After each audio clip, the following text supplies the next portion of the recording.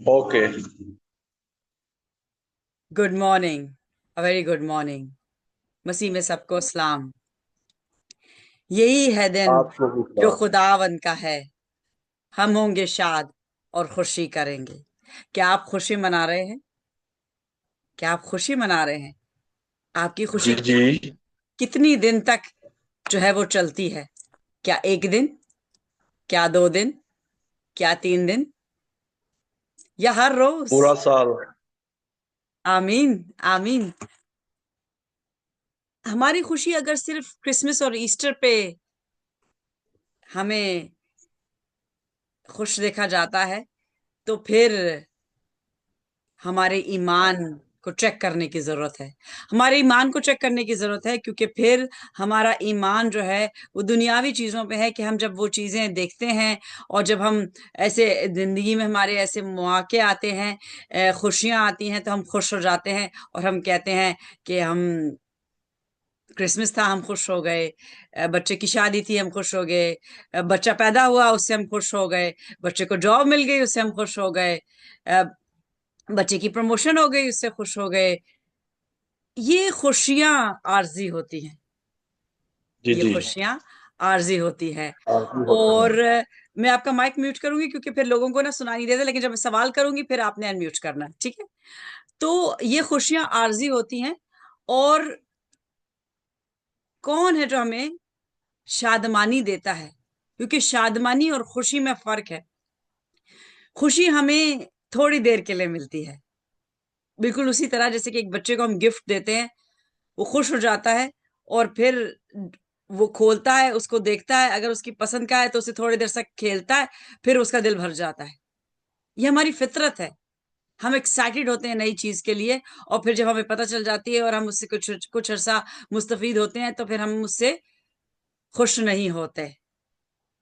लेकिन कौन सी ऐसी चीज है जो हमें शादमानी ऐसी देती है कि चाहे जिंदगी में कोई तूफान हो, चाहे कोई मुश्किलात हो, चाहे किसी किस्म की भी हमारी जिंदगी हो, हमारे फेस पे रंजिश नहीं आती, हमें वो तूफान डिस्टर्ब नहीं करता। और उस शादमानी का नाम है यीशु। और ये दिसंबर का महीना शुरू हुआ है। हम सब अपने घरों में, अपने मुल्कों में देख रहे हैं कि इवन पाकिस्तान में, बल्कि पाकिस्तान में तो ज्यादा क्लोज नेट क्रिश्चियन फैमिलीज हैं कि क्रिसमस बहुत ही जोश खरोश से मनाया जाता है। सब शॉपिंग करते हैं, खानों की तैयारी होती है और मेवे बनते हैं।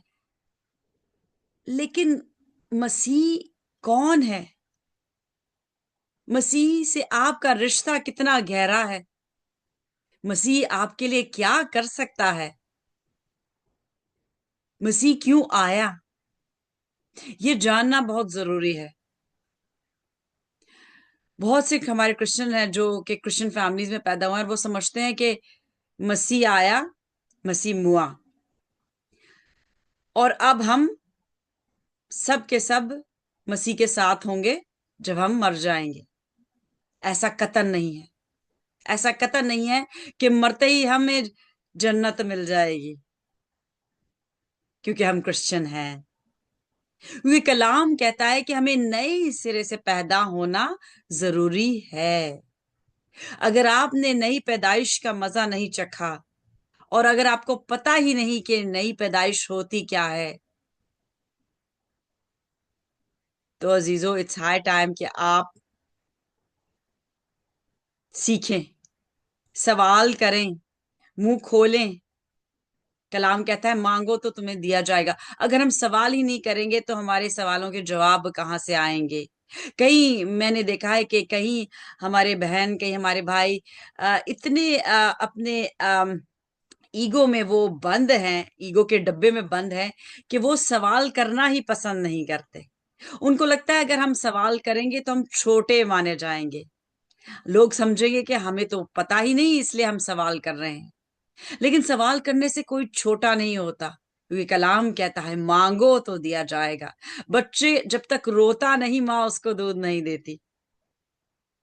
माँ उसको दूध नहीं देती। और बच्चे को जो भूख लगती है तो वो रोता है। वो रोता है क्योंकि वही उसका एक ऐलान है कि मुझे मेरी तरफ रुजू करो, मेरी तरफ ध्यान दो। वो उस जब बच्चा छोटा होता है तो कोई भी उसको चीज चाहिए या उसको कोई भी प्रॉब्लम है, उसका रिएक्शन रोना होता है। उसका पैम्पर गीला है, वो रोएगा। उसको भूख लगी है, वो रोएगा। उसको सर्दी लग रही है, वो रोएगा। उसको गर्मी लग रही है, वो रोएगा। उसको कहीं दर्द हो रही है, वो रोएगा। वो कुछ भी बता नहीं सकता। लेकिन माँ बच्चे को जो जन्म देती है और आहिस्ता आहिस्ता वो सीख जाती है, उसको समझ में आ जाता है कि ये बच्चा मेरा अब क्यों रो रहा है। माएं बच्चों को समझ जाती हैं बगैर कुछ कहे। आप देखते होंगे कई दफा बाप को समझ नहीं आ रही और घर वालों को समझ में नहीं आ रही, और माँ को समझ में आ जाएगी जब वो इवन तोतली आवाज में कुछ बोल रहा है कि ये क्या बोल रहा है। क्योंकि उसका रिश्ता उसके साथ बड़ा स्ट्रांग हो जाता है, क्योंकि वो उसके साथ टाइम ज्यादा गुजारती है, उसको सुनती है, उसको समझती है, उसके लिए अवेलेबल होती है, उसको टाइम देती है। और सारी माएं ऐसा नहीं करती, लेकिन बहुत सी माएं हैं जो ऐसा करती हैं। तो किसी को समझने के लिए हमें टाइम देना जरूरी है, उसकी सुनना जरूरी है। उसके चेहरे पे क्या लिखा है और उसके चेहरे के एक्सप्रेशंस क्या हैं, वो हमें समझना जरूरी है। लेकिन हम एक दूसरे को ही नहीं पढ़ पाते, हम बच्चों को अपने नहीं समझ पाते, तो क्या हम मसीह को समझ पाएंगे? क्या हम मसीह के लिए जो गीत गाते हैं कि यीशु क्या ही दोस्त प्यारा, क्या वो दोस्त और उसकी अहमियत हमारी जिंदगी में क्या है, और वो दोस्त हमारे लिए क्या कर सकता है, क्या हम वो समझ पाते हैं? ये समझना बहुत जरूरी है। क्योंकि अगर आपकी नई पैदाइश हो चुकी है और आप अगर कहते हैं कि यीशु मेरा दोस्त है, तो फिर आपने इस अच्छे दोस्त के बारे में किसको बताया है? किसको बताया है कि वो भी यीशु को अपना दोस्त बना ले और उसके लिए भी यीशु वो काम करने शुरू कर दे जो आपके लिए कर रहा है? क्योंकि अगर हम इस दोस्त को छुपा के अपनी पॉकेट में रखेंगे, तो फिर ये दोस्त फिर आपके काम नहीं आएगा। क्योंकि इस दोस्त ने कहा है कि अपने पड़ोसी से अपनी मानंद मोहब्बत रख। इसका मतलब ये है कि अगर मैं चाहता हूं कि मैं यीशु के साथ अब्दियत में हूं, तो मुझे चाहिए कि मैं पड़ोसी को भी लेकर जाऊं।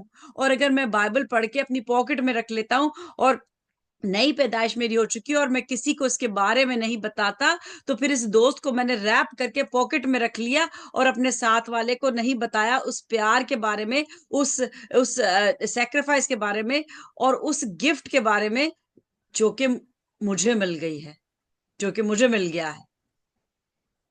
तो यीशु का हमने चेहरा नहीं देखा।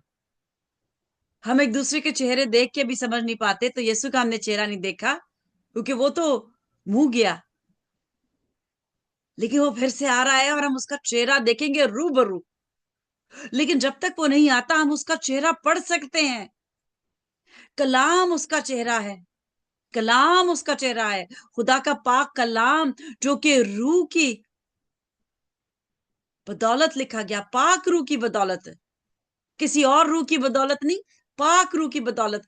40 मुख्तलिफ अफराद जो कि मुख्तलिफ सेंचुरीज में इस दुनिया में आए, और उन पे जब पाक रूह का नजूल हुआ तो उन्होंने तहरीर की।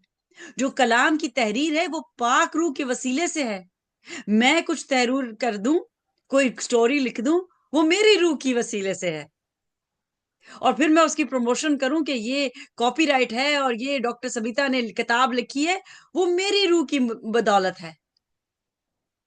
लेकिन कलाम पाक रूह की तहरीर है, वो किसी आदमी की तहरीर नहीं। पुराने नामे में हम मेजर प्रॉफिट्स, माइनर प्रॉफिट्स के बारे में पढ़ते हैं। वो प्रॉफिट्स थे, लेकिन वो भी गुनहगार थे, वो कोई सेंट नहीं थे।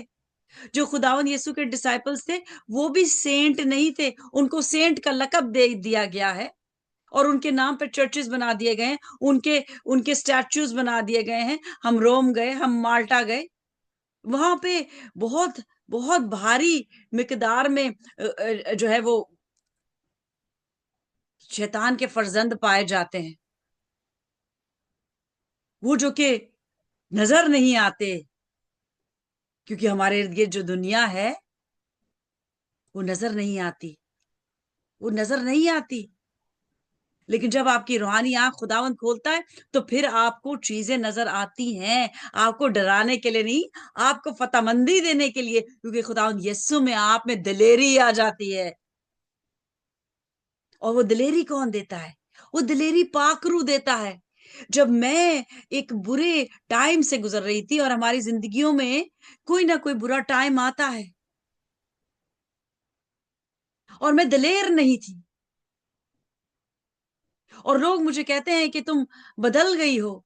बिल्कुल अच्छी बात है अगर आपको तब्दीली नजर आती है, क्योंकि ये बोल्डनेस, ये जो आग आपको नजर आती है, ये मेरी नहीं, ये पाक रूह की है।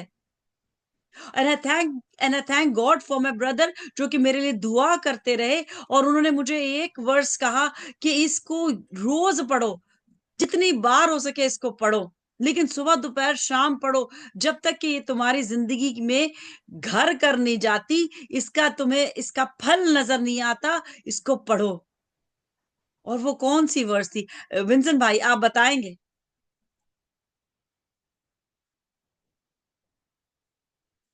आपको आवाज आ रही है? ये कराची के नेटवर्क्स में कई प्रॉब्लम होती है, उनको मेरी आवाज नहीं आती।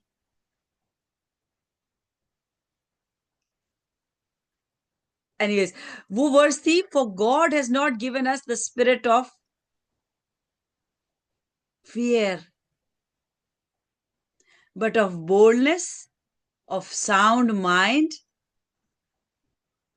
End of love. तो खुदा ने हमें डरने की रूह नहीं दी कि हम डरें दुनिया से, हमें उसने वो रूह दी है, पाक रूह दी है, जो हमें दिलेर बनाता है, जो हमें कुदरत देता है, पावर देता है, और जो हमें प्यार करना सिखाता है।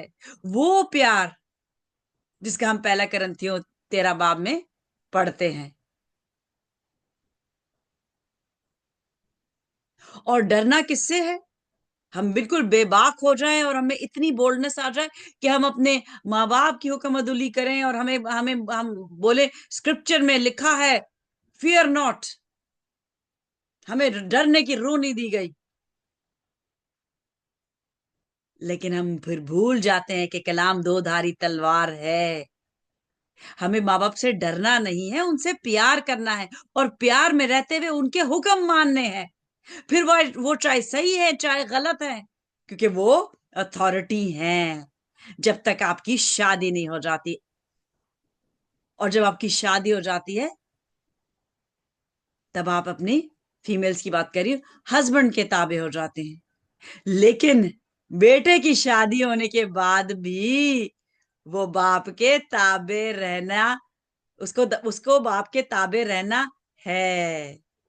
That is the difference, that is the difference, कि बेटे की शादी के बाद उसकी अथॉरिटी, जो बाप की अथॉरिटी उसके ऊपर है, वो खत्म नहीं होती।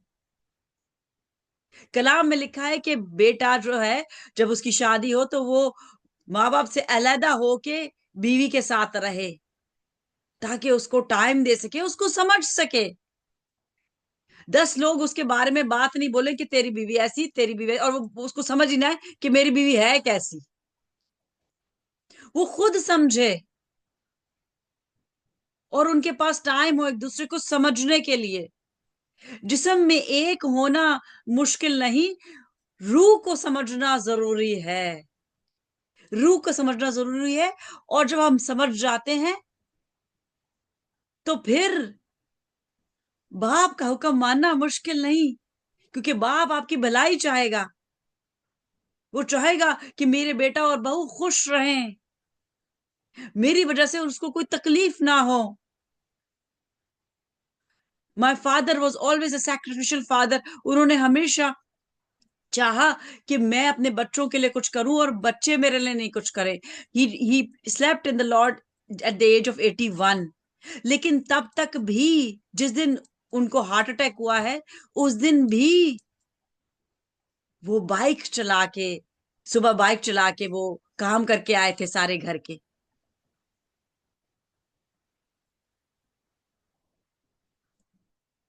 क्योंकि वो कहते थे कि मुझे किसी पे डिपेंड करना अच्छा नहीं लगता। वो घर में आते थे, वो मुझे भी नहीं कहते थे कि मुझे एक गिलास पानी का पिला दो, वो खुद जाके पानी पीते थे। क्योंकि वो कहते थे कि अपना काम जब जितना हो सके खुद करो, सर्व करने की रूह रखो। सर्वेंट, खुदावन यीशु जैसे सर्व करने आया, तो वो हमें सर्वेंट उसने बनाया। सर्वेंट का क्या करता है? खिदमत करता है। आजकल हमारे खादमीन हैं, उन्हें खिदमत ही नहीं करनी आती, उनको खिदमत सिर्फ करवानी आती है। क्योंकि मैं जब पाकिस्तान गई तो मुझे बहुत से ऐसे खादिम मिले जिनको बहुत अच्छा लगता है कि हमें बड़े बड़े अच्छे अच्छे सोफों पे बिठाया जाए, अच्छे खाने खिलाए जाए, भारी सा डोनेशन दिया जाए, क्योंकि हम खादिम हैं। लेकिन जब उनसे बात की जाए कि अच्छा हम कलीसिया को कैसे बदल सकते हैं, हम लोगों के लिए क्या कर सकते हैं, आप किस तरह से इसमें मेरा पार्टनर कर सकते हैं, और मैंने उनसे कोई पैसे नहीं मांगे, सिर्फ उनका साथ मांगा, उनसे दुआएं मांगी, उनका टाइम मांगा, और उनके पास ना टाइम था ना दुआएं थी। लेकिन उनको हमसे क्या चाहिए था कि हम उनके बच्चों को अगर इधर बुला लें,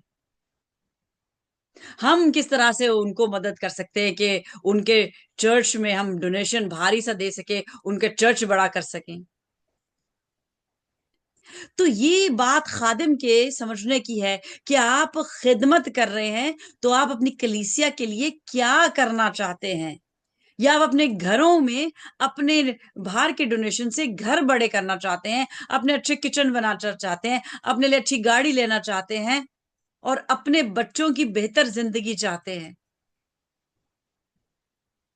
मैं ये नहीं कह रही कि आप अपने बच्चों की बेहतर जिंदगी ना चाहें, लेकिन अगर आप दूसरे के पैसे से अपने बच्चों की जिंदगी बेहतर कर रहे हैं, और आपकी कलीसिया में जो दो और बच्चे हैं वो बेचारे भूखे हैं, उनको एजुकेशन नहीं मिल रही, तो फिर आप खादिम नहीं, फिर आप खादिम नहीं। तो ये हमें जरूरी है कि हम सब को खिदमत के लिए बुलाया है। सिर्फ जो पास्टर मैसेज देते हैं उनको उनको ही नहीं कहा, हम सबको सर्व करने के लिए कहा है। कोई किसी रूह से सर्व करता है, कोई किसी रूह से सर्व करता है। एक बीवी जो घर में होती है और जो कुछ भी नहीं कर रही, जो जॉब नहीं कर रही, वो भी खिदमत कर रही है। उसकी खिदमत क्या है? उसकी खिदमत ये है कि वो अपना टाइम जो कि रेस्ट का है वो छोड़ के बच्चों की देखभाल करती है, वो खाना बनाती है, वो सफाई करती है, वो हस्बैंड के लिए सब कुछ, उसके कपड़े रेडी करके करती रखती है। हर तरह से वो ये देखती है कि मेरे घर में सब कुछ खुश उसलूबी से हो। वो एक सर्वेंट का काम करती है और उसको कोई तनख्वाह नहीं मिल रही होती। कई दफा उसको उसको डांट झिड़कियां भी पड़ रही होती हैं कि ये काम नहीं किया, वो काम नहीं किया, ये ऐसे क्यों नहीं हुआ, वो कैसे ऐसे क्यों नहीं हुआ। लेकिन she is not a servant, she is serving, but a wife is not a servant. A husband should also serve. Husband को भी सर्व करने की जरूरत है, वो भी सर्वेंट नहीं है। कई बेगमाता हस्बैंड्स को सर्वेंट के तौर पे रखती हैं, विच इज एब्सोल्युटली रॉन्ग। वो आपके सर का ताज है, वो आपके कलाम कहता है कि वो आपके सर का ताज है। वो ही is a women's glory. Glory ताज के लिए लफ्ज इस्तेमाल होता है। तो एक दूसरे को सर्व करना है, एक दूसरे को सर्व करना है। और ये हम कैसे सीख सकते हैं? ये हम यीशु से सीखते हैं कि यीशु जिसमें जो पाक रूह की कुदरत से पैदा हुआ, जो खुदा था, who had the divine nature of God, जो कि बाप की छवि था इस जिस्म में, क्योंकि हम बाप को देख नहीं सकते, उसका जलाल देख नहीं सकते, क्योंकि हम एक गंदे लिबास पहने हुए हैं। जब तक कि हम इससे निकल ना जाएं, इस पिंजरे से ना निकल जाएं, तब तक हम बाप तक नहीं पहुंच पाएंगे। और हम बाप तक कैसे पहुंच पाएंगे अगर हम नई पैदाइश हमारी हो चुकी है। और नई पैदाइश हो के भी कहीं जो गिर गए, वो भी अगर आज आंख बंद कर लेते हैं तो यीशु के साथ नहीं होंगे, यीशु के साथ नहीं होंगे, क्योंकि अपनी रास्तबाजी से कोई यीशु से मुलाकात नहीं कर सकता, कोई खुदा तक नहीं पहुंच सकता, क्योंकि रास्तबाज एक ही था और उसका नाम है यीशु, यशुआ, क्योंकि उसने तमाम रास्तबाजी पूरी की। और रास्तबाजी पूरी करने के बाद उसने वो सबक सिखाया ओबीडियंस का, जो कि आदम और हवा ने नहीं सीखा। उनके एक्शंस बिल्कुल ऑपोजिट थे जो उनको सबक पढ़ाया गया, सिखाया गया। तो ये जो रिश्ता पहला, जो कि मैं कल भी जिसके बारे में बात करी थी, पहला रिश्ता जो खुदा ने बनाया वो आदम और हवा का रिश्ता था, दोस्ती का रिश्ता। हमारा सबसे अच्छा दोस्त, कलाम कहता है, यीशु ने अपने आप को दोस्त की छवि दी कि मैं तुम्हारा अच्छा दोस्त हूं। और अच्छा दोस्त कौन होता है? कलाम कहता है वो अपने दोस्त के लिए जान देता है। और हम देखते हैं कि दोस्त एक दूसरे के लिए क्या नहीं करते, वो बीवी को छोड़ के दोस्त के पीछे भाग जाते हैं, या बीवी अपनी सहेलियों के साथ चली जाती है हस्बैंड को इग्नोर करके। ये पक्की दोस्ती होती है। लेकिन हमें ये समझने की जरूरत है, ये सीखने की जरूरत है, और ये एक्शंस में हमें करना चाहिए कि हमारे सबसे अच्छा दोस्त हमारा हस्बैंड या हमारी वाइफ को होना चाहिए, कि हम सब अपनी बातें उससे शेयर कर सकें। और अगर हम नहीं कर पा रहे तो दैट मीन्स कि there is a problem in understanding. या तो हस्बैंड बीवी को नहीं समझ पा रहा, या बीवी हस्बैंड को नहीं समझ पा रही। क्योंकि अगर आपकी दोस्ती ऐसी दोस्ती नहीं कि आप सब बातें एक दूसरे से कर सके, तो फिर वो यीशु जैसी दोस्ती नहीं। क्योंकि मैं तो यीशु से हर बात कर लेती हूँ, एंड सिमिलरली मैं अपने हस्बैंड से भी हर बात कर लेती हूँ।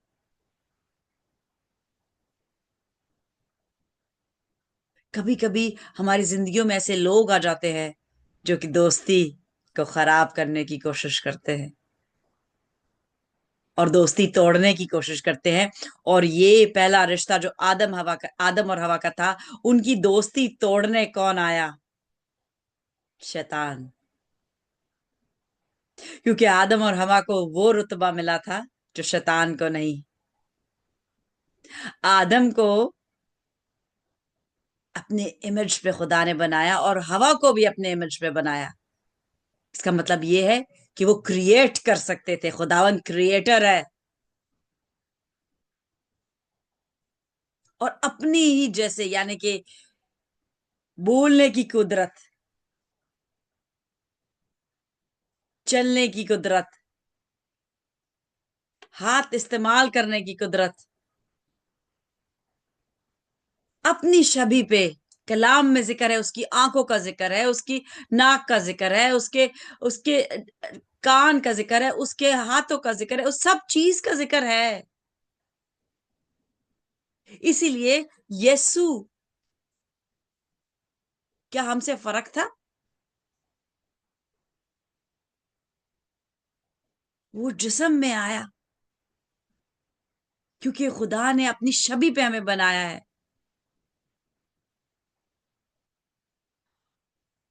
और आज भी इस दोस्ती को तोड़ने के लिए बहुत सी ऐसी जुबानें खड़ी होती हैं और या खड़ी हो सकती हैं। और मेरी जिंदगी में भी ऐसे हुआ कि जब लोग किसी को खुश देखते हैं तो एक बहुत ही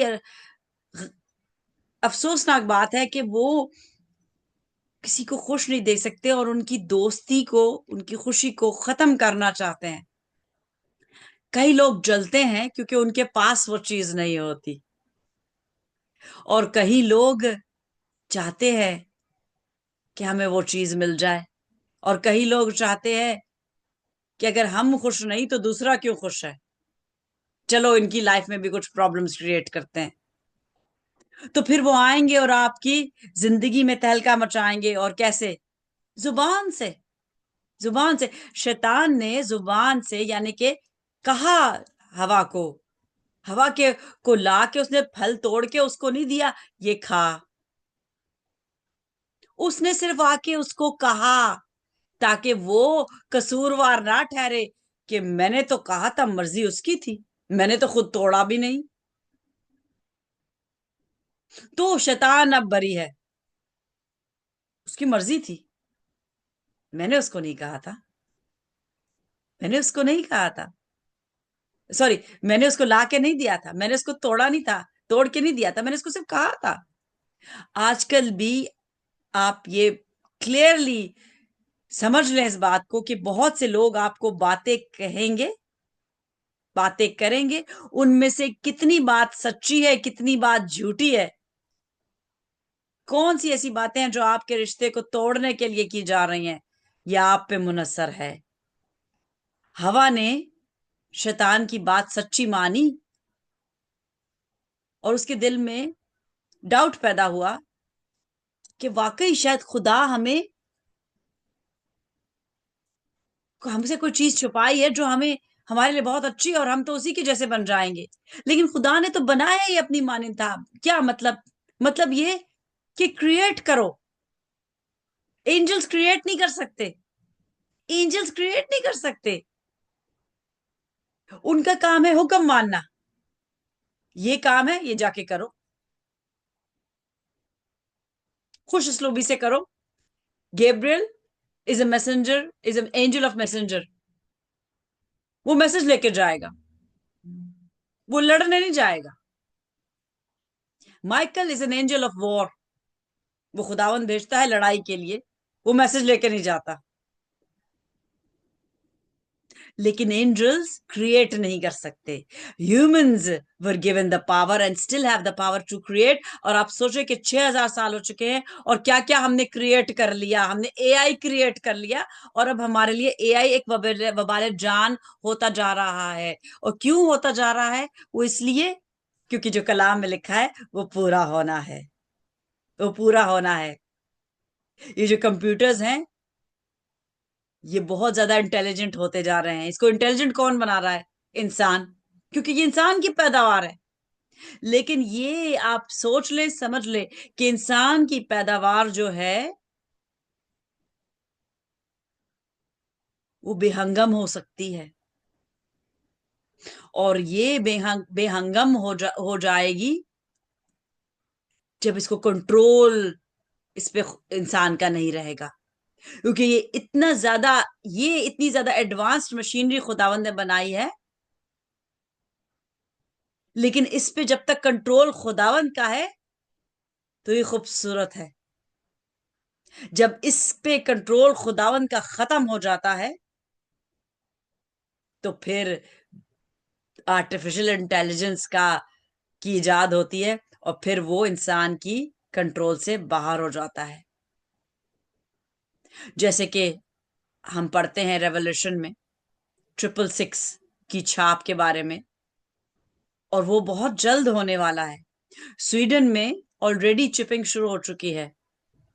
यहाँ पे आपको एक राइस के दाने के, ग्रेन के बराबर आपको एक चिप किया जाता है और उसमें आपके पूरा डेटा होता है, आपके हेल्थ का डेटा, आपका आईडी, जो कुछ भी आपकी आइडेंटिटी, जैसे आपका आइडेंटिटी कार्ड होता है, जैसे आपका पासपोर्ट है, उस तरह की आपकी आइडेंटिटी की सारी चीजें उसके अंदर हैं और वो आपके अंदर, बॉडी के अंदर डाल दी जाती हैं। फर्क कितना है कि वो अभी बाय चॉइस हो रहा है कि जो करवाना चाहते हैं वो करवाएं, जो नहीं करवाना चाहते वो ना करवाएं। लेकिन ये एक ड्रेस रिहर्सल है, ये एक प्रैक्टिस हो रही है। और आप जान लें कि हम कितने करीब हैं उस वक्त के कि जब ये चॉइस नहीं रहेगी, ये एक जरूरत होगी कि आप इसको लिए बगैर अपनी जिंदगी नहीं गुजार सकेंगे। कलाम कहता है कि आप खरीदो फरोख्त नहीं कर सकेंगे। खरीदो फरोख्त नहीं कर सकेंगे, इसका मतलब ये है कि अगर आप उठाए नहीं गए रैप्चर पे तो आप यहीं पे हैं, और अगर आपका बच्चा भूखा है तो फिर क्या आप छाप लेंगे या उसको तड़पता हुआ देखेंगे? अगर वो बीमार है तो मेडिसिन के लिए क्या आप छाप लेंगे या उसको तड़पता हुआ देखेंगे? इसीलिए लिखा है कि जो रह जाएंगे उनके लिए कुछ ईमानदार ऐसे हैं जिनके ईमान पुख्ता नहीं, और वो 100% ईमान नहीं, और वो पीछे रह जाएंगे और फिर वो मुसीबतों से गुजरेंगे, ऐसी मुसीबतें जो कि वो कहेंगे कि खुदा हमें मौत दे दे, और मौत भी नहीं आएगी क्योंकि उन्हें उन्हें तकलीफ बर्दाश्त करनी पड़ेगी। क्यों? क्योंकि उन्होंने ईमान को अफजल नहीं किया, ईमान को अफजल नहीं किया। क्योंकि कलाम कहता है, मैं रोज ये बात रिपीटेडली कह रही हूं कि अफजल क्या चीज है? ईमान, उम्मीद, मोहब्बत। मोहब्बत सबको सब में अफजल है, लेकिन वो इतनी मोहब्बत कौन कर सकता है खुदा से? कोई भी नहीं कर सकता कि अपने बच्चे को इब्राहिम की मानंद बोले मैं इसको सेक्रीफाइस करता हूं। तो इसलिए खुदा ने दुनिया से ऐसी मोहब्बत रखी कि अपना इकलौता बेटा बख्श दिया। अब हम पे क्या दूसरी चीज लागू है? ईमान। और इब्रानियों का खत उसका 11 बाब 6 आयत में लिखा है कि it is impossible to please God without faith. यानी कि बच्चा माँ को खुश करके अपनी चीज ले सकता है। उसको पता होता है कि माँ कैसे खुश होगी तो मुझे फलानी चीज चाहिए, मुझे मिल जाएगी। तो या बाप को कैसे मैं खुश करूं तो मुझे फलानी चीज मिल जाएगी। बच्चे बहुत इंटेलिजेंट होते हैं। तो अगर आप बाप को खुश नहीं कर रहे तो फिर आप रह जाएंगे। तो आपको ये देखना जरूरी है कि आप बाप को खुश कर रहे हैं या नहीं। और सिर्फ एक चीज बाप को खुश करती है और वो है ईमान। जान देने तक वफादार रहे रहे जो रहेगा उसको जिंदगी का ताज मिलेगा। अगर हम कहते हैं कि we are the disciples of Christ तो फिर हमें सलीब उठानी होगी। और अगर हम सलीब खुशी खुशी उठाएं तो हमारा ईमान बढ़ेगा, क्योंकि हमें टेस्ट पे टेस्ट, टेस्ट पे टेस्ट, टेस्ट पे टेस्ट डाले जाएंगे हम पे। और फिर अगर हम पास करते हैं तो हम दूसरे लेवल पे चले जाते हैं, हमारी प्रमोशन हो जाती है। और अगर हम फेल हो जाते हैं तो फिर हमारी डिमोशन हो जाती है। मतलब कि हर एक को एक एक एक, एक मेजर दिया गया है फेथ का। तो किसी को अगर 30 दिया और वो उसने उसको टेस्ट में डाला गया और वो फेल हो गया तो उसकी डिमोशन हो गई, उसको 30 में से भी ले लिया गया, अब उसके पास 20% रह गया। अब उसको नया टेस्ट दिया जाएगा कि अब वो इसमें पास होएगा फेल होएगा। अगर वो पास हो जाता है तो फिर उसकी प्रमोशन 30% या 40% कितने पे होती है? ये तो खुदावन की डायरी है, खुदावन के टेस्ट हैं। हर एक की जिंदगी में टेस्ट आते हैं। कोई भी ऐसी जिंदगी नहीं दुनिया में जिसकी जिंदगी में टेस्ट ना हो। हर एक की जिंदगी में आजमाइशें भी आती हैं। आजमाइशें, टेम्पटेशंस। टेम्पटेशंस जो है वो शैतान करता है हमें। खुदा हमें टेम्प्ट नहीं करता, वो हमें टेस्ट करता है। खुदा हमें कभी टेम्प्ट नहीं करता, ललचाता नहीं, वो हमें टेस्ट करता है। उसने दरख्त रखा हमें ललचाने के नहीं, हमें टेस्ट करने के लिए।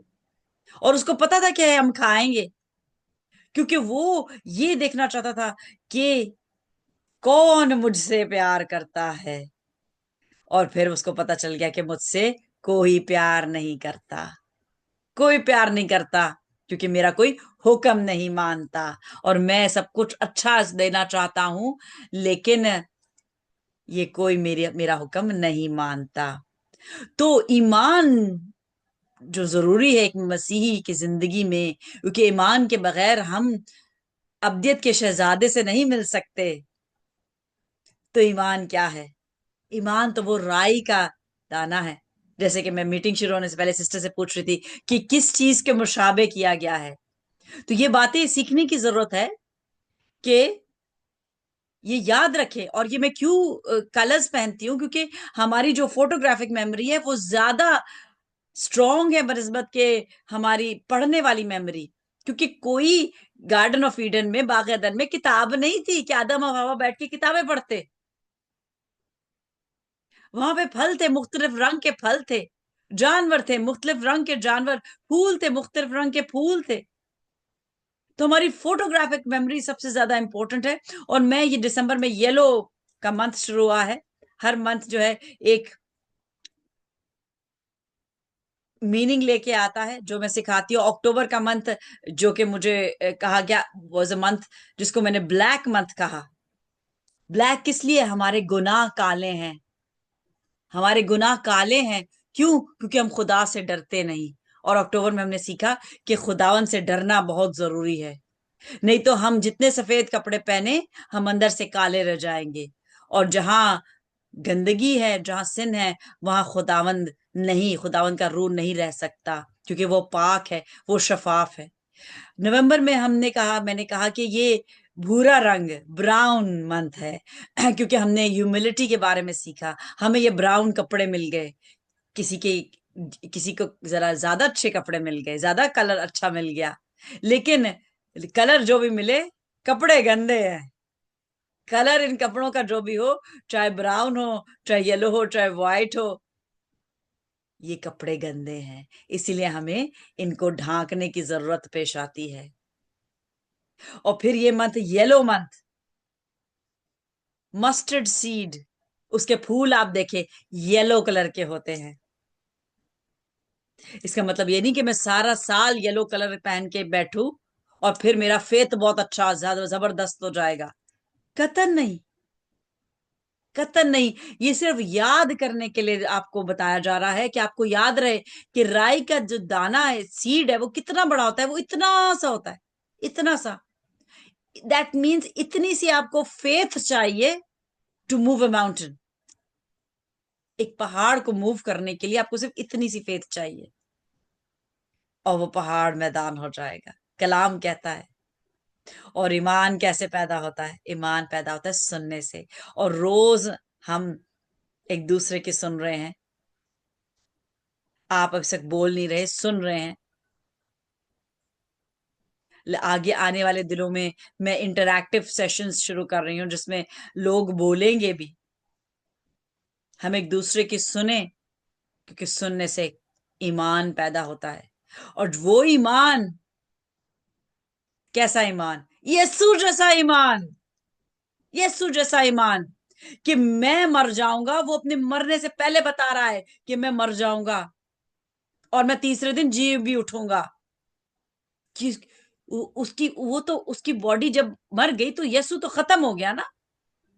लेकिन उसको अपने बाप पे भरोसा था, अपने बाप पे ईमान था कि मैं रास्तबाजी पूरा कर रहा हूं। जब मैं मर जाऊंगा तो बाप ने मुझे बता दिया है कि मैं तुझे जिलाऊंगा, क्योंकि तू वफादार रहा है, तू ओबीडिएंट रहा है। तो वैसा ईमान, पुख्ता ईमान कि मैं मर जाऊंगा और मुझे फिर से मैं फिर से जी उठूंगा, क्योंकि मैंने कोई गुनाह नहीं किया, लेकिन मैंने रास्तबाजी फिर भी पूरी की, फिर भी पूरी की। तो हम यीशु को देखते हैं कि वो जो कि पाक बर्रा था, जिसने रास्तबाजी पूरी पूरी की, उसका ईमान कैसा था अपने बाप पे। वैसा ईमान बाप चाहता है हम सब में, वैसा ईमान चाहता है। ताकि यीशु जो कहता है राह, हक और जिंदगी मैं हूं, वो हमारे लिए रोशनी है। कहते हैं कलाम तेरे राह के लिए रोशनी है। आप देख रहे हैं कि आज मैंने ये टी शर्ट पहनी है और येलो है और इसके ऊपर एक बल्ब बना हुआ है। बल्ब क्या करता है? रोशनी देता है। अंधेरे कमरे में आप लाइट ऑन करें तो बल्ब रोशन कर देता है, आपको सब कुछ नजर आता है। अगर आप एक बल्ब की नहीं है किसी की जिंदगी में, और किसी की जिंदगी रोशन नहीं कर रहे, तो फिर आपको अपने अंदर देखने की जरूरत है कि आपके अंदर कहीं अंधेरा तो नहीं। क्योंकि अगर आपके अंदर ही अंधेरा है तो फिर आप किसी की जिंदगी को रोशन नहीं कर सकते। मेरी जिंदगी में ये बल्ब स्विच ऑफ हो गया कुछ अरसे के लिए, 6.5 साल के लिए ये बल्ब स्विच ऑफ हो गया, और इस दौरान मैं किसी को भी रोशनी नहीं दे पा रही थी।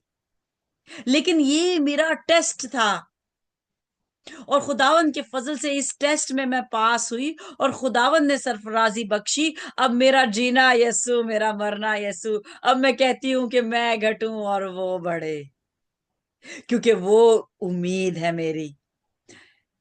पहला करंथियों 13:13, ईमान, उम्मीद, मोहब्बत। मोहब्बत सबसे ज्यादा खुदावन ने रखी। ईमान के वसीले से हम खुदावन को प्लीज कर सकते हैं, और उम्मीद कभी नहीं छोड़नी। उम्मीद कभी नहीं छोड़नी। क्यों? क्योंकि यीशु के नाम से तो मुर्दा भी जिंदा हो सकता है। तो इस प्रॉब्लम्स दुनिया की क्या चीज है? बीमारियां क्या चीज हैं? मुश्किलात क्या चीज है? कौन सा पहाड़ है जो ईमान के वसीले से नहीं हट सकता? लेकिन आप में ईमान कितना है? आप में ईमान कितना है? 10%, 20%, 30%, 60% या 100% यीशु की मानंद? जिनके अंदर 100% ईमान पाया जाता है, उनके सामने से तो शैतान दुम दबा के भाग जाता है, क्योंकि वो डरता है कि उफ, ये तो यीशु की मानंद हो गया, ये यीशु की मानंद हो गई। इसमें से तो बाप को खुशबू आ रही है, इसमें से बाप को यीशु की खुशबू आ रही है। इसको तो मैं हरा नहीं सकता। मेरे जो मेरे जो गिराए हुए, जो हम मेरे 1/3 जो मेरी आर्मी है एंजल्स की, उन पे भी ये भारी हो गया है, या ये भारी हो गई है। तो अब मैं क्या करूं? अब तो मैं किसी और को पकड़ूं जो इसके करीब है, मैं उसको गिराता हूं, मैं उसको गिराता हूं। लेकिन हम सब ऐसे बंधन में बंध गए हैं जो दिल से जुड़े हुए हैं। हम दिल से जब यकजा होते हैं तो हमें कौन गिरा सकता है? जब हम एक दूसरे को दिलों से थामते हैं, तो फिर हाथ छूट भी जाए, हम इतनी दूर भी हों। इस वक्त हम 4 मुख्तलिफ सिटीज में हैं। 3 पाकिस्तान की सिटीज हैं और 1 यूके की सिटी है। लेकिन खुदावन कहता है, या 2 या 3 मेरे नाम से इकट्ठे होंगे। और कलाम ये नहीं कहता कोई वो जिस्म में मौजूद हो, एक दूसरे के आमने सामने हो, एक दूसरे को छू पाए, तब ही मेरा रूह काम करेगा और मैं मौजूद होऊंगा। वो ओमनी प्रेजेंट है। इसका मतलब है वो हर वक्त मौजूद है। वो ओमनिशेंट है, यानी कि वो हर जगह पे है। वो ओमनी पोटेंट है। वो सब कुछ कर सकता है। और वो ओमनिएशन का मतलब है कि वो हर जगह एक ही वक्त में मौजूद हो सकता है। शैतान हर वक्त हर जगह मौजूद नहीं हो सकता। ये आपको बहुत इंपॉर्टेंट बात है समझने के लिए। शैतान है, अगर वो इस वक्त मेरे बाहर दरवाजे के खड़ा है, तो इसी टाइम पे वो आपके दरवाजे के बाहर नहीं खड़ा। वो एक एंजल है। वो एक वक्त में एक जगह मौजूद हो सकता है, वो हर जगह मौजूद नहीं हो सकता। लेकिन वो जो उसके एंजल्स है, 1/3 आर्मी, वो उनको हुक्म देता है, और वो जाके सोल्जर्स की तरह डिफरेंट डिफरेंट जगहों पे हुकूमत करते हैं और लोगों को गिराते हैं, उनकी कानों में फुसफुसाते हैं, और फिर लोग गिरते हैं, उनकी दोस्ती टूट जाती है। जैसे हवा और आदम की दोस्ती टूट गई। किसके साथ? पहली दोस्ती तो खुदा के साथ, हुक्म अदूली की। और फिर आपस में दोस्ती उन्होंने की कैसी? गुनाह की दोस्ती, खाने पे दोस्ती। पाकिस्तान में गेस्ट को बड़ा ऑनर किया जाता है, उसको हमें बड़े खाने खिलाते हैं। हम कितना प्यार करते हैं दिल से किसी किसी के साथ, या हम दिखावे के लिए उसको खाना खिलाते हैं कि ये 4 लोगों में जाके हमारी अच्छाई करेगा, कि हम उसके घर में गए थे, 10 डिशेस थी, तो तारीफ किसकी होगी? मेरी होगी। हमारा मकसद क्या है किसी को ऑनर करने में? क्या हम उससे फायदा निकलवा रहे हैं? क्या हम लॉन्ग टर्म सोचते हैं कि इससे हमें क्या फायदा होगा, या हम जेन्युइनली प्यार करते हैं जैसे कि यीशु ने प्यार किया? तो ये हमारा जानना बहुत जरूरी है। और हम अपने अंदर देखें कि हमारे अंदर जो लाइट होनी चाहिए उसका स्विच कहीं ऑफ तो नहीं हो गया? क्या किसी ने आके ऑफ कर दिया आपके कान में कुछ कह के, या आपने खुद ही ऑफ कर दिया क्योंकि आप किसी की बात सुनना गवारा नहीं करते? तो ये हम सबको खुद करने की जरूरत है। और इसके साथ ही हम आज की वर्स डिक्लेयर करेंगे। और जो भी मैं पहले बोलूंगी, और जो भी खुदावन जिसको भी उभारे वो काइंडली अनम्यूट करे और ये वर्स जो है वो डिक्लेयर करे, ताकि सब जो सुने उनमें ईमान पैदा हो। और ये है उस किताब से जो सुलेमान बादशाह ने लिखी। सुलेमान बादशाह जिसको हिकमत सबसे ज्यादा मिली। दुनिया में जितने प्रॉफिट्स आए उनमें से सबसे ज्यादा हिकमत सुलेमान बादशाह को मिली थी, लेकिन उसने सही इस्तेमाल नहीं किया। और उसको पछतावा हुआ कि उसको जो हिकमत मिली उसने सही इस्तेमाल नहीं किया, क्योंकि उसने हुक्मदुली की और उसने मुख्तलिफ औरतों के साथ संबंध बनाए पीस क्रिएट करने के लिए, जो कि खुदावंद को पीस तो पसंद है लेकिन खुदावंद को एडल्ट्री पसंद नहीं। यानी कि एक से ज्यादा औरत होना खुदावंद ने कभी चाहा नहीं, क्योंकि हवा एक थी। 2 4 5 6 70 72 100 हूरें नहीं बनाई, एक ही हूर बनाई, हवा। और हमें दोस्त कहने के लिए हमें दोस्त कहा कि एक दोस्त बनाओ, यानी कि हमें एक दूसरे को समझना चाहिए। तो सबसे पहले दोस्ती हमारे हस्बैंड एंड वाइफ में होनी चाहिए। और ये है वर्स 4, सॉरी चैप्टर 4 और उसका 10वां बाब। If either of them falls down one can help the other, but pity anyone who falls and has no one to help them up. इसको उर्दू में पढ़ेंगे।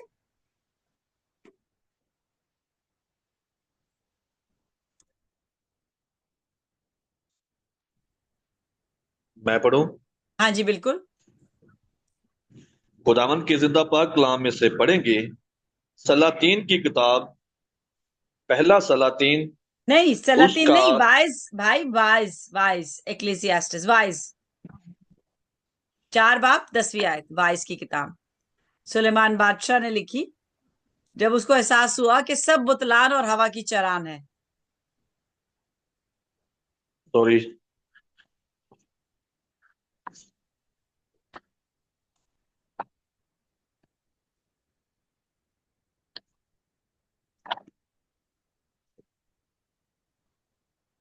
ये दुनिया फानी है, कोई चीज इसमें लाफानी नहीं। सिर्फ एक चीज लाफानी है और वो है हमारे खुदावन का प्यार, जो कि हम यिर्मयाह नबी के सहीफे में पढ़ते हैं कि he is loved us with an everlasting love. वो प्यार जो हमें एनर्जी देता है, वो प्यार जो हमें हमेशा थामे रखता है, वो प्यार जो हमने सलीब पे देखा, और उस प्यार के वसीले से हम खुदावन को फिर देखेंगे। और यीशु ही वो रास्ता है, वो ब्रिज है जिस पे चल के हम बाप तक पहुंच सकते हैं, क्योंकि बाकी सब बुतलान और हवा की चरान है। बाकी सब बुतलान है।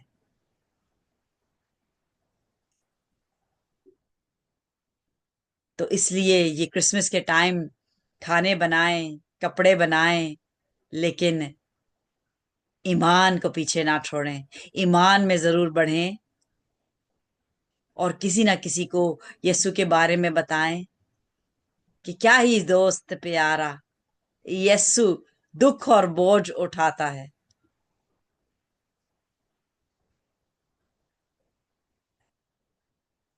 दुख और बोझ उठाता है और बरकतें है वो ही पाता उसके पास जो आता है। हम सब अपने बोझ जो है यीशु के पास लेके जाएं, क्योंकि उसका जुआ मुलायम है। कलाम कहता है take my yoke is light. बेशक, बेशक, क्योंकि खुदावंद ने कभी चाहा नहीं कि हम मेहनत मुशक्कत करें, लेकिन हम ये तमाम जो जो जुए में जुट चुके हैं, ये अपने ही करनी का फल हम खा रहे हैं, अपनी करनी का फल खा रहे हैं। और बहुत ही करीब यस्सु राजा आ रहा है हमें ले जाने के लिए। नीले आसमां के पार जाएंगे। नीले आसमां के पार कौन जाएगा? जिसके पास ईमान होगा राई के बराबर, क्योंकि ईमान ही खुदावंद को खुश करता है, उसको प्लीज करता है। जी भाई, वाइस की किताब चौथा बाब। तो ईमान में बढ़े, ईमान में। खुदावंत के जिंदा पाक कलाम में से पढ़ेंगे वाज की किताब, उसका चौथा बाब और उसकी 10वीं आयत। क्योंकि अगर वो गिरे तो एक अपने साथी को उठाएगा, लेकिन उस पर अफसोस जो अकेला है जब वो गिरता है, क्योंकि कोई दूसरा नहीं जो उसे उठा खड़ा करे। आमीन। एमैन, एमैन। जो गिरता है, कहते हैं जो गिरता है, इफ आइदर, अगर दो में से एक गिरता है तो क्या होता है? अगर उसके साथ कोई चल रहा है तो वो उसको उठा सकता है।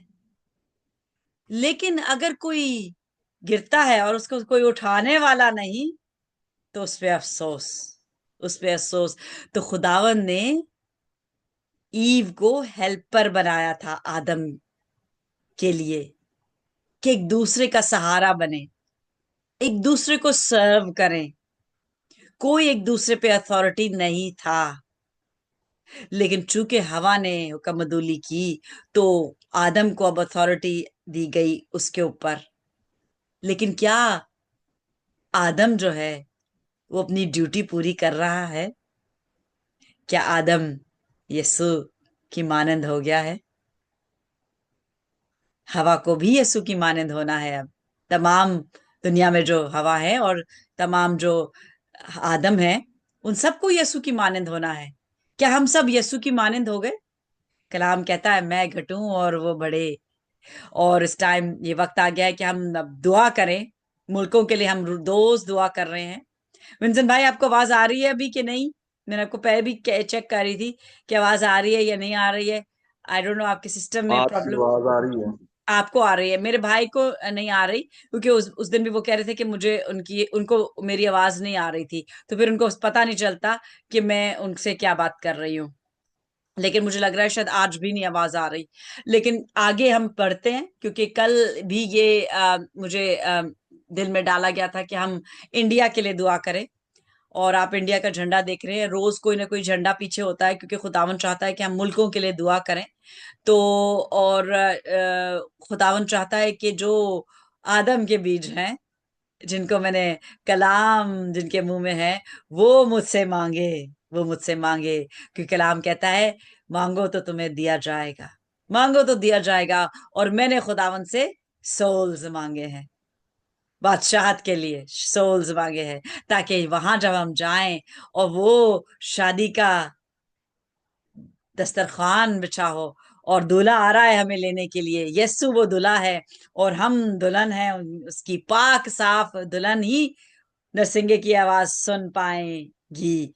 तो फिर हमें चाहिए कि हम अपने चिरागों में क्या रखें कि हम पहुंच जाएं? ऑयल रखें। अगर हमारे पास सिर्फ चिराग हैं और उनमें तेल नहीं, यानी कि अगर हमारे पास कलाम है और कलाम हमें राह दिखाता है, लेकिन वो चिराग अगर जिसमें ऑयल ही नहीं, जिसमें पाक रूह ही नहीं, वो राह कैसे दिखाएगा? फिर हम सिर्फ चिराग लेके जाएंगे और हमारी कुपियां खाली होंगी और फिर हम नहीं पहुंच सकते बादशाहत में, बादशाहत में नहीं पहुंच सकते। तो भाई दुआ करें इंडिया के लिए कि खुदावन जो है वहां पे लोगों को टच करे। और वो कलाम कहता है कि वो खुदावंदों का खुदा है। He is the God of gods, English में पढ़ते हैं। और गॉड ऑफ गॉड्स जो लिखा गया है वो God with a capital G और गॉड्स विद अ स्मॉल जी, यानी कि दुनिया में बहुत से खुदा हैं। लेकिन हम किसको फॉलो करते हैं? हम खुदावंदों के खुदा को फॉलो करते हैं, जिसका नाम यहोवा पाक है, जो कि ग्रेट आई एम है। वो कहता है मैं जो हूं सो हूं। और हम किसके नाम से सब कुछ मांगते हैं? उसके बेटे से, उसके बेटे के नाम से, क्योंकि वो यशुआ है, यशुआ। और वो कहता है I am the way, the truth and the life.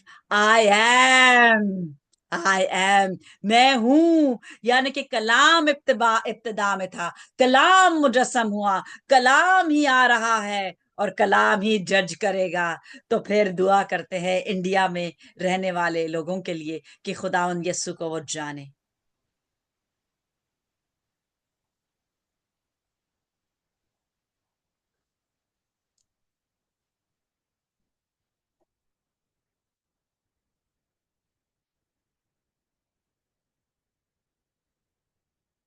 भाई आपको मैं कह रही हूँ, उनको आवाज नहीं आ रही आपको, मैंने आपको, आप प्लीज दुआ करें क्योंकि विंसन भाई को शायद आवाज नहीं जा रही।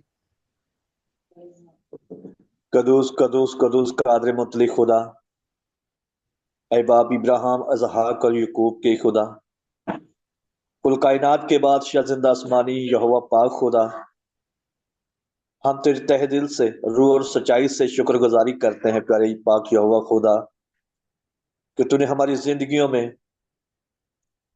दो तारी तलवार वाला पाक कलाम बख्श दिया।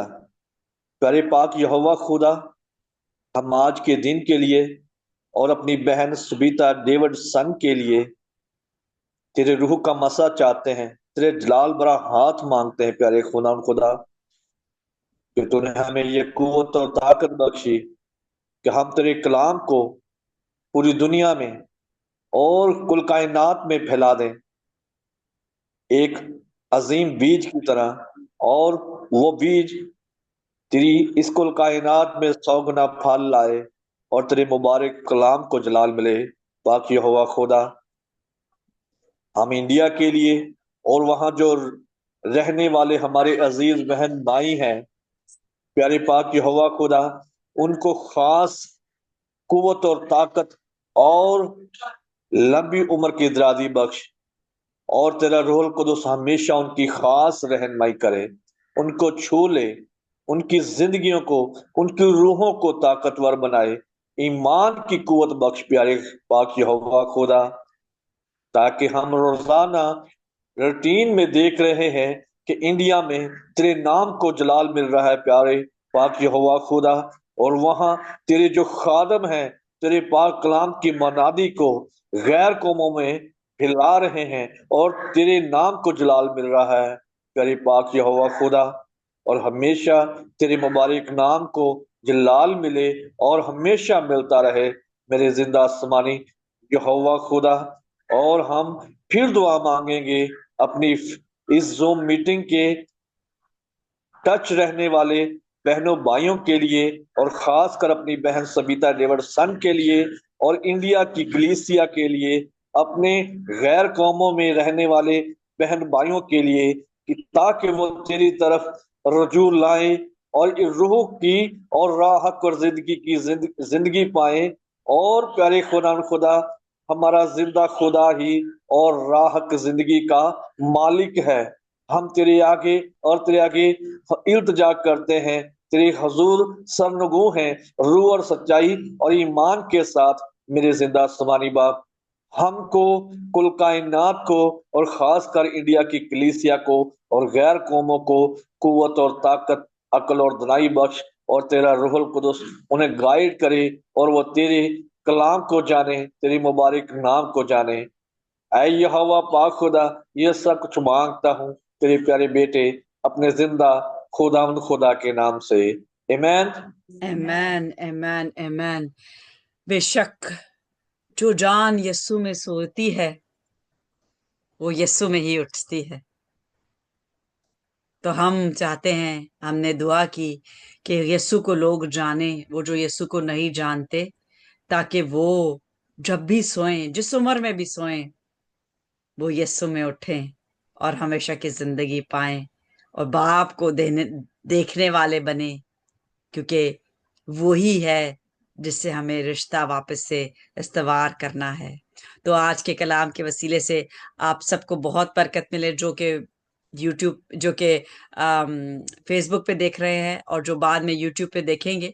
खुदावंद आप सबको बरकत दे, और बरकत दे ताकि आप ईमान में बढ़ें, ईमान में बढ़ें, क्योंकि वही चीज खुदावंद को पसंद है। जब नरसिंगा फूका जाएगा तो ईमानदार उठा लिए जाएंगे। ईमानदार सिर्फ एक लकब नहीं है कि ये क्रिश्चियन ईमानदार है, सारे क्रिश्चियन ईमानदार नहीं है। कौन है जो बच्चे की बीमार होने पे शुक्र करता है? हम तो रोते हैं। कौन है जो खुदा ना खास्ता जिसका बच्चा गोद में सो जाता है, वो शुक्र करता है, वो रोता है, वो रोती है? मैंने 5 खोए, क्या मैं नहीं रोई? हम रोते हैं, लेकिन हमें शुक्रगुजार होना है। और खुदावंद ने शुक्रगुजारी सिखाई कि उसमें रह के सब कुछ पूरा हो जाता है, हमें किसी चीज की जरूरत नहीं फिर होती। फिर चाहे बर्फ हो, आंधी हो, तूफान हो, हम उसमें शादमान रहते हैं और हम कहते हैं यही है दिन जो खुदावंद का है, हम होंगे शाद और खुशी करेंगे।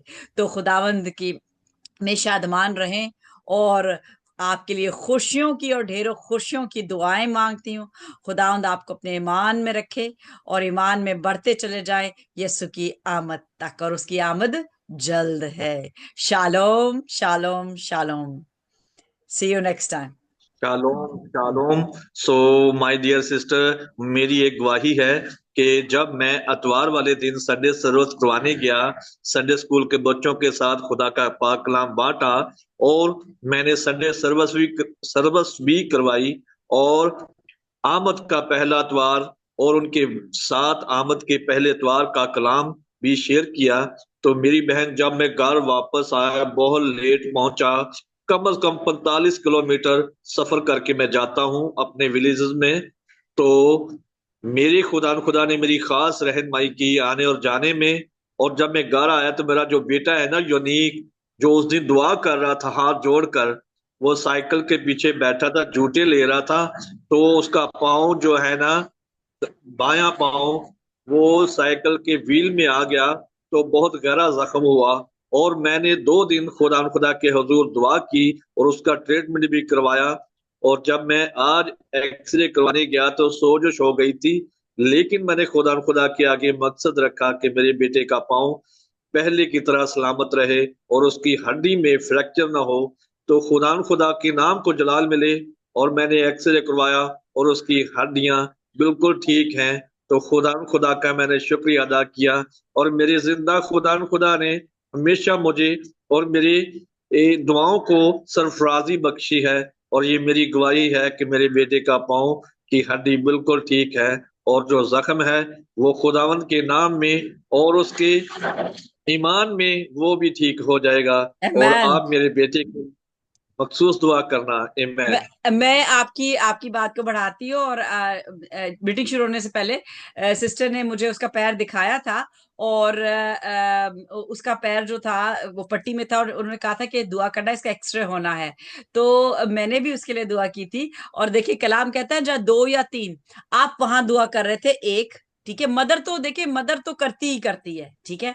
लेकिन बाप जब अपने हमारे यीशु से डायरेक्ट राब्ता करता है, और फिर मैं भी यहाँ पे कर रही थी, तो देखिए कितने लोग, आप 2 हो गए, मैं 3 हो गई, 2 या 3, फोर्स बढ़ गई, फोर्स बढ़ गई। तो यही दुआ मैं भी कर रही थी कि उसकी हड्डी को कोई प्रॉब्लम ना हो, कोई फ्रैक्चर ना हो। तो देखिए 3 लोगों की दुआ खुदावन ने सुनी और जवाब दिया, और उसकी हड्डी बिल्कुल ठीक है, और वो अब इसका जख्म भी जल्द भर जाएगा, और सारा जलाल हमारे खुदावंद को मिले। और ये ईमान की मजबूती के लिए कि आगे आने वाले दिनों में जब बड़े काम होंगे तो हम सब उसका जलाल खुदावंद यीशु को देंगे, क्योंकि उसके नाम से ही सब कुछ होता है, और हम उसके नाम से सब कुछ पा सकते हैं। तो hallelujah, Amen. Amen, amen, Bye-bye. Amen, amen, amen. Thank you.